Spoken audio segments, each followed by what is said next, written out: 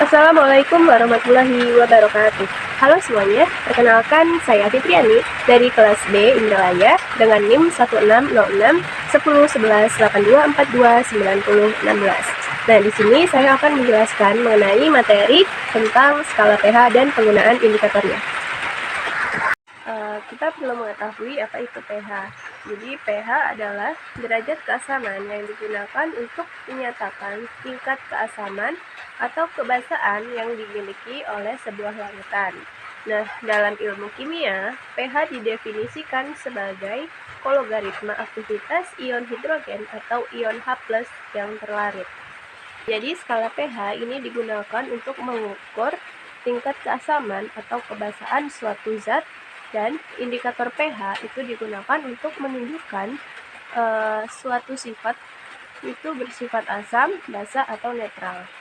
Skala pH itu diukur dari angka 0 sampai 14. Untuk larutan yang berada di bawah angka 7 itu bersifat asam, di mana contohnya ada air jeruk atau air aki yang memiliki pH 0 sampai 7. Nah, selanjutnya ada larutan yang berada di atas angka 7, itu adalah larutan yang bersifat basa, yang contohnya ada air laut dan air sabun. Nah, itu memiliki pH antara 7 sampai 14. Dan ada larutan yang memiliki pH 7, yaitu air murni atau biasa disebut dengan aqueous. Nah, untuk mengetahui suatu larutan ini bersifat asam, basa, atau netral, kita bisa menggunakan indikator pH. Nah, indikator pH adalah asam lemah yang terdapat sebagai pewarna alami, dapat juga berupa kertas uji pH atau biasa kita gunakan kertas lakmus. Nah, indikator pH juga dapat berupa senyawa kimia halokromik yang ditambahkan ke dalam jumlah kecil suatu larutan. Nah, biasanya adalah indikator PP atau phenolphthalein, merah metil, biru bromotimol, timolphthalein, alizarin, kuning R, dan indigo carmine. Nah, skala pH ini tidak bersifat absolut, di mana tingkat keasaman atau kebasaan suatu larutan diukur menggunakan skala antara 0 sampai 14.